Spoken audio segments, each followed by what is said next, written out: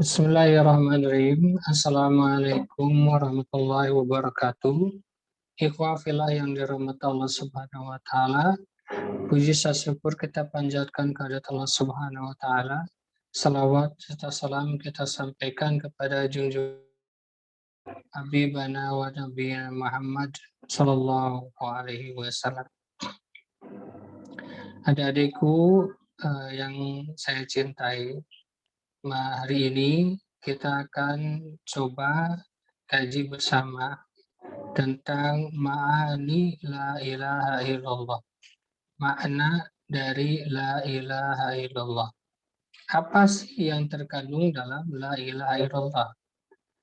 Kata la ilaha illallah yang artinya tidak ada Tuhan selain Allah, ya, mempunyai makna yang luas. La ilaha illallah, tidak ada Tuhan selain Allah, maknanya la khaliqa, tidak ada pencipta selain Allah. La raziqa, tidak ada yang memberi rizki kecuali Allah. La malika, tidak ada penguasa, raja yang maha berkuasa selain Allah. La waliya, tidak ada wali yang lebih baik kecuali Allah. La hakimah, tidak ada hakim yang paling adil kecuali Allah. La amira, tidak ada yang memberi perintah, ya, yang kuat, ya, yang memerintahkan dengan kekuasaannya kecuali Allah. La mahbuba, tidak ada yang paling dicintai kecuali Allah. La marhuba, tidak ada yang paling ditakuti kecuali Allah. La marhuba, tidak ada yang paling diharapkan kecuali Allah. La nafi'a wala dharra, tidak ada manfaat dan tidak ada madarat yang datang kecuali atas izin Allah. La muhyi wa mumit, tidak ada yang mematikan dan menghidupkan. Muhyi menghidupkan, wa mumit mematikan, kecuali Allah. La mujiba, tidak ada yang menjawab doa kita kecuali Allah. La mustajarabihi, ya. La mustajarabihi, tidak ada penolong, ya, kecuali Allah. La wakila, tidak ada wakil yang lebih baik kecuali Allah. La mu'azzam, tidak ada yang lebih diagungkan kecuali Allah. La musta'anabi, tidak ada tempat kembali, tidak ada tempat berlindung kecuali Allah. Ini adalah makna la ilaha illallah. Lebih lengkapnya nanti kita akan coba jelaskan satu persatu. Yang pertama, makna la ilaha illallah adalah berasal dari kata ilah, memiliki arti yang banyak, sehingga arti kalimat la ilaha illallah juga banyak. Nah, penting sekali untuk kita lebih detail mengartikan la ilaha illallah, agar kita dapat berkomitmen dengan makna-maknanya dan menjadikan diri kita mukmin yang bertauhid murni. Yang pertama adalah la ilaha illallah, yaitu la khaliqa illallah, tidak ada pencipta selain Allah. La khaliqa illallah, tidak ada pencipta kecuali Allah.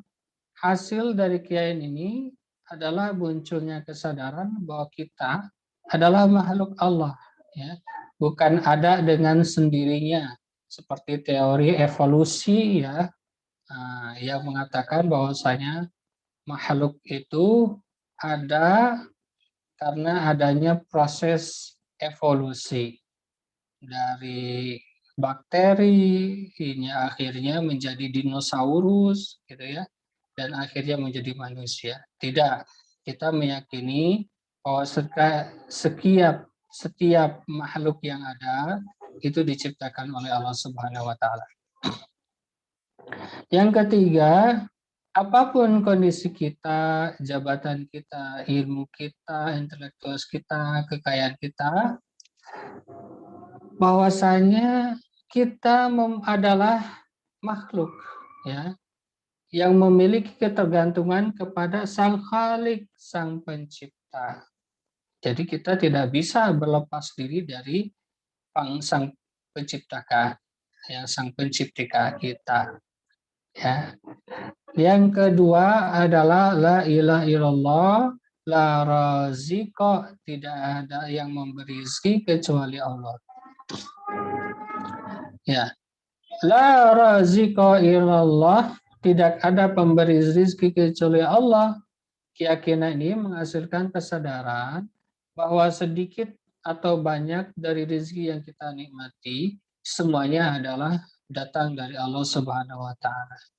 Dalam doa pagi dan petang disebutkan, Allahumma inni asbahtu minka fi ni'mati wa afiyati wa sitr.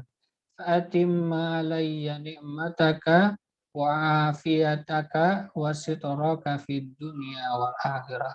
Ya Allah, kenikmatan yang aku ya atau salah seorang dari makhlukmu di pagi hari dengannya adalah darimu semata.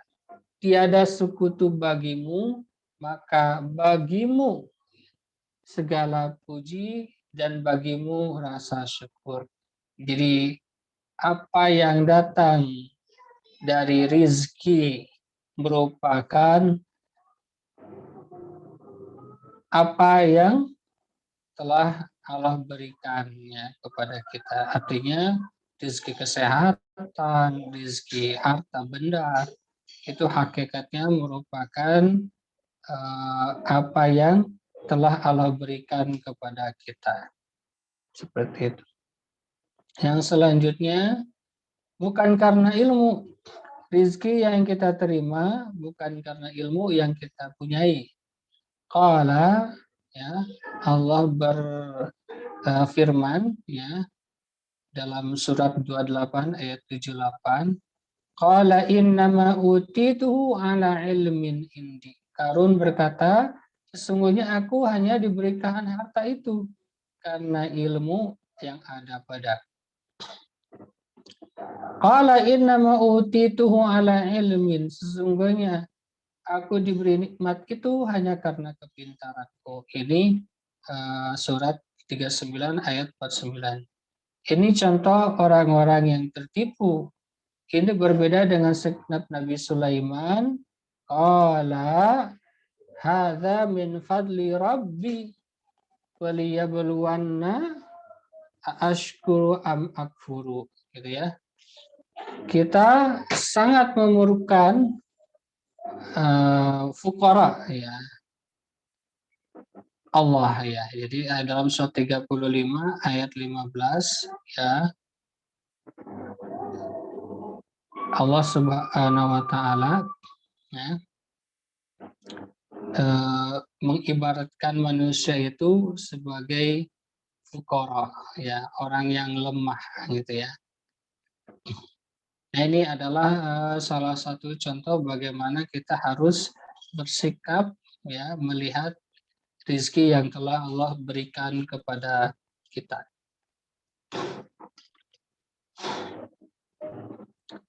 Yang ketiga adalah la ilaha malik. Ya, la malika illallah. Tidak ada pemilik kecuali Allah. Tidak ada yang kuasa kecuali Allah. La malika illallah, tidak ada pemilik kecuali Allah. Kita dilahirkan tidak memilih apapun ya, kecuali yang diberikan oleh Allah Subhanahu wa taala. Kita mati pun tidak membawa apapun kecuali amal kita. Jika Allah meminta miliknya, maka kita pun harus ridho. Di antara doa penutup majlis yang cukup panjang terdapat dalam rangkaian doa seperti wala taj'alid dunya akbara hammina wala mablagha ilmina. Jangan jadikan dunia sebagai ambisi kami yang terbesar dan puncak ilmu kami. Abu Bakar radhiyallahu anhu berdoa, Allahumma ja'alid dunya fi aidina wa la taj'al fi qulubina. Ya Allah, jadikanlah dunia di tangan kami, jangan jadikan di hati kami. Ya, itu. Jadi yakin bahwa diri kita, keluarga kita, apa yang ada pada kita merupakan milik Allah. Sehingga ketika kita yakin bahwa diri kita itu adalah milik Allah, ya sudah tentu kita tidak akan seenaknya mengolah diri kita, tidak akan seenaknya memanfaatkan diri kita. Ya, ada masalah misalnya membunuh diri, itu kan adalah perilaku seenaknya. Padahal tubuh kita sebenarnya bukan milik kita, tapi milik Allah Subhanahu wa Ta'ala. Ya. Kalau kita yakini ketika tubuh kita rusak, nanti yang memilikinya akan marah kepada kita, ya, atau ada tanggung jawab yang harus dipikul, tentu kita tidak akan sembarangan menggunakan tubuh kita. Selanjutnya, la waliya, tidak ada wali pelindung yang lebih baik selain Allah Subhanahu wa Ta'ala. La waliya, tidak ada pemimpin, pelindung, penolong kecuali Allah. Rasulullah Shallallahu Alaihi Wasallam pernah ditodong pedang mau dibunuh oleh kafir. Kafir itu berkata, siapakah yang bakal menolongmu dari pedangku ini? Jadi suatu saat Rasulullah Shallallahu Alaihi Wasallam sedang duduk di bawah pohon, ya, di padang pasir. Kemudian tiba-tiba ada seseorang kafir melihat Rasulullah Shallallahu Alaihi Wasallam sendiri, dia menodongkan senjatanya ke Rasulullah Shallallahu Alaihi Wasallam dan berkata seperti yang tadi, ya, wahai Muhammad, saat ini bahasanya mungkin seperti itu, ya. Saat ini kamu sendiri, ya. Siapa yang akan menolongmu dari pedang ini, ya, agar pedang ini tidak melukai dirimu, istilahnya kan gitu, ya.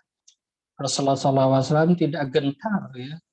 Lalu dengan tegasnya Rasulullah menjawab, Allah. Nah, pedang itu pun tiba-tiba terjatuh, ya, tangannya gemetar, akhirnya pedangnya terjatuh.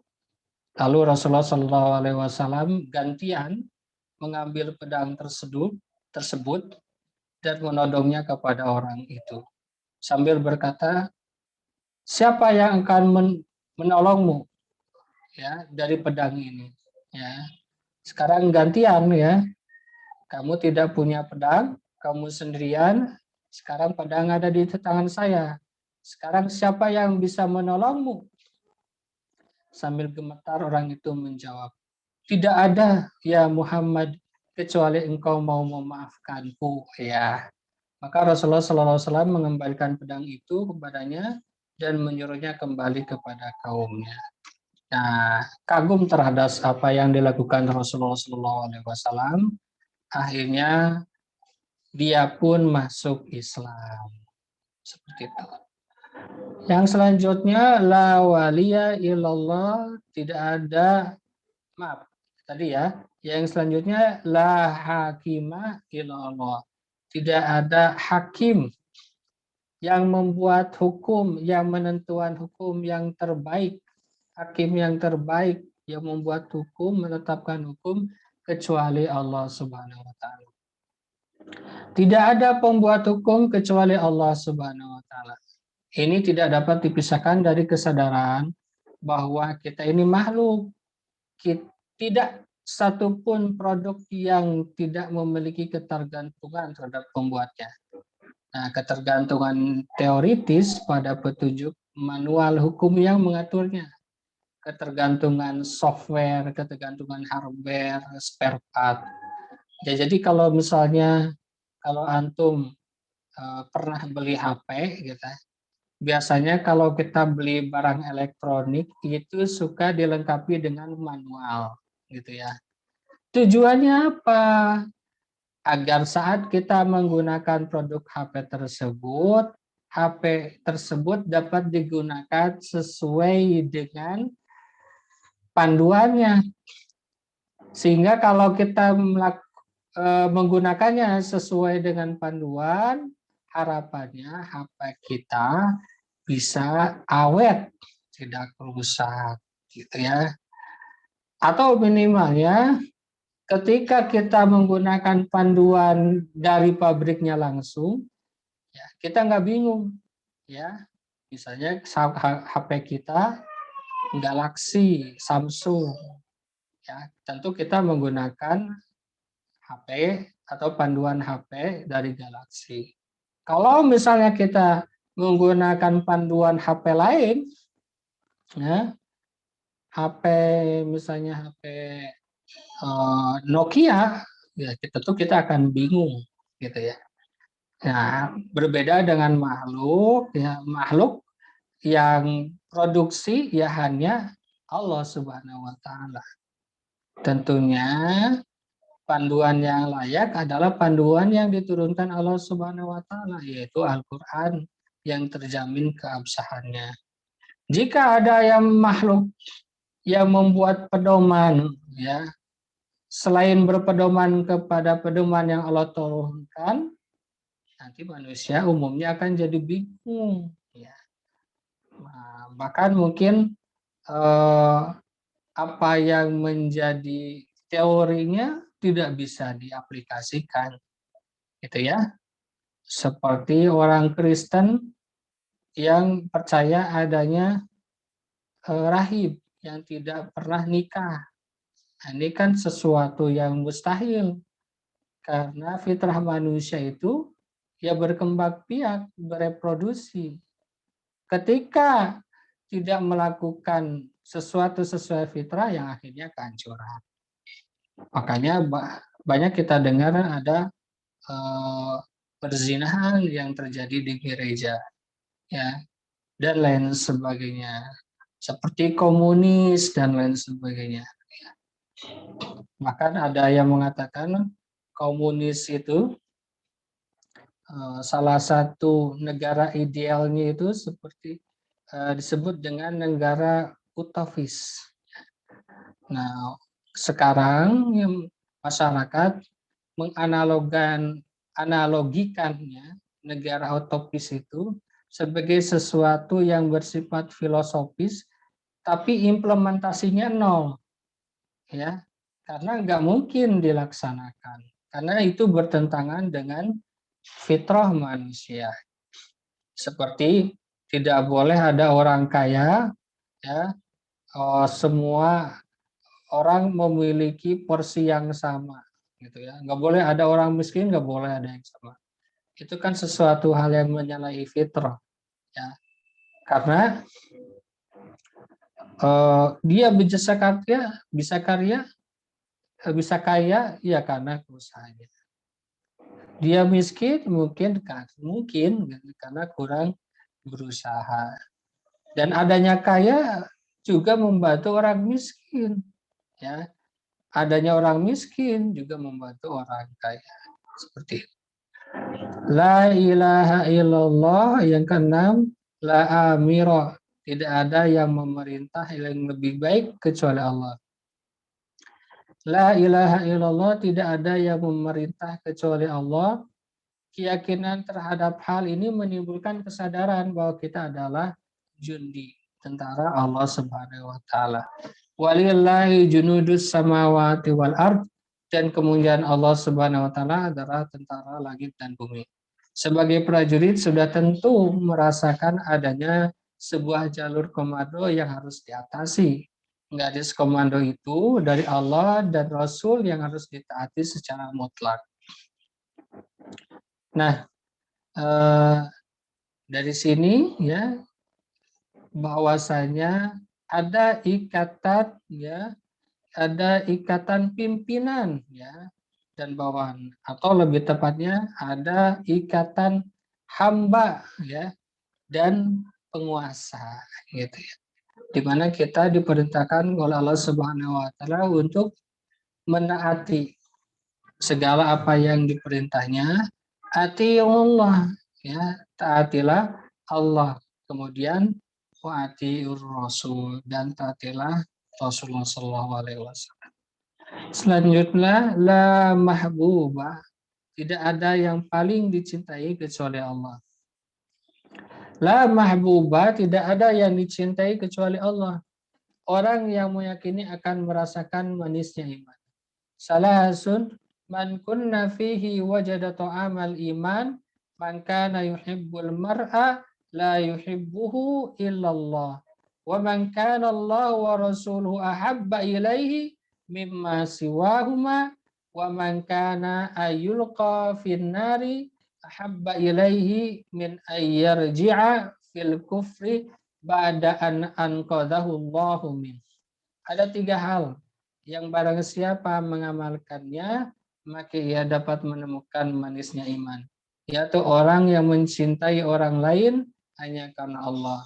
Lebih mencintai Allah dan Rasul-Nya daripada yang lain.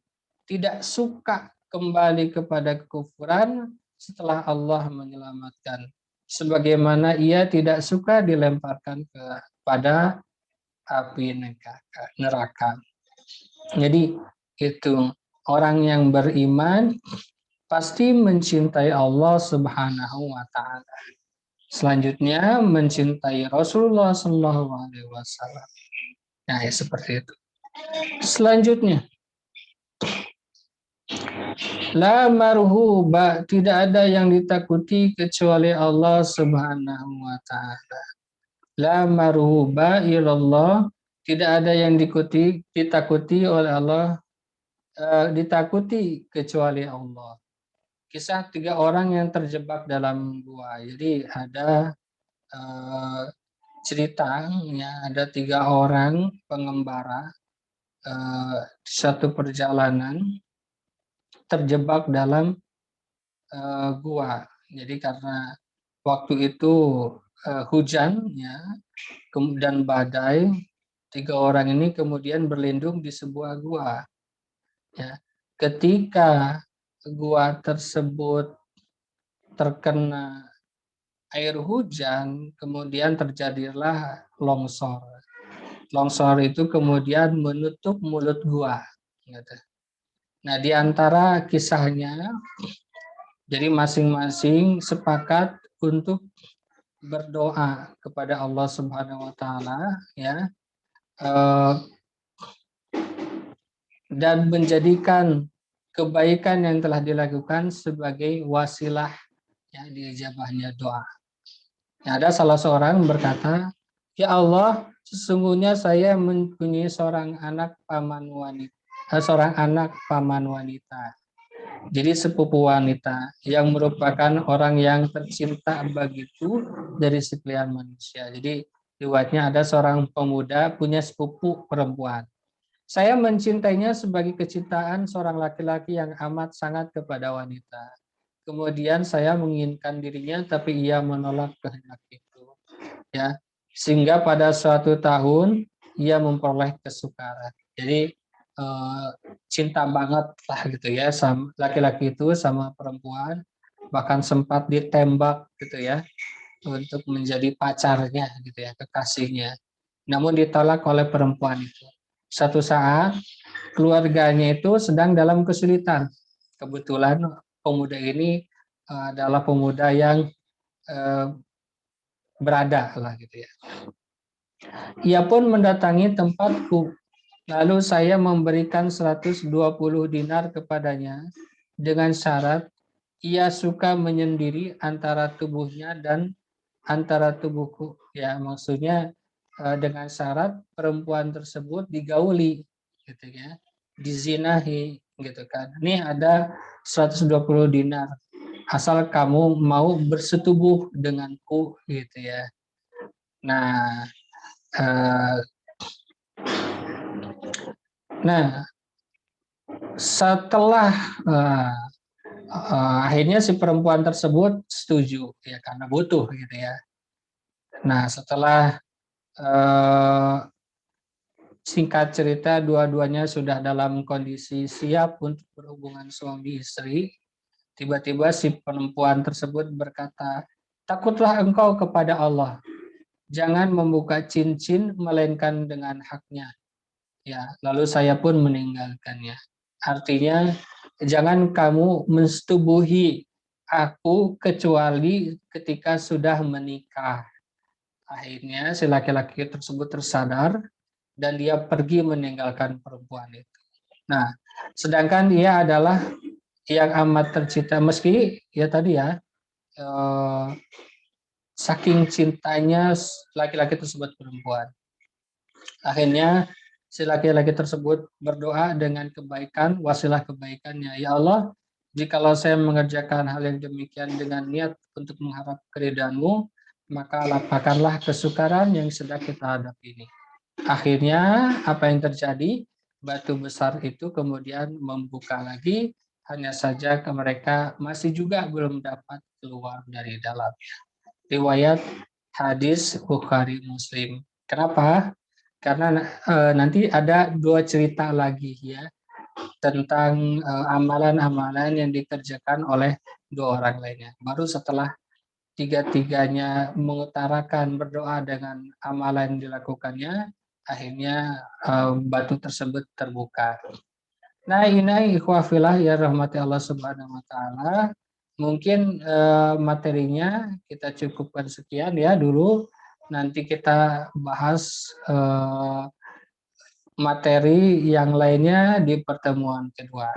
Jadi hari ini kita baru membahas tentang la khaliqa, la razika, la malikia, la malika, la waliya, la hakima, la amira, la mahbuba, la marhuba, illallah, wa la marhuba, illallah. Baik, ini adalah materi hari ini. Untuk sementara kita cukupkan sekian. Wabillahi taufiq wal hidayah. Wassalamualaikum warahmatullahi wabarakatuh.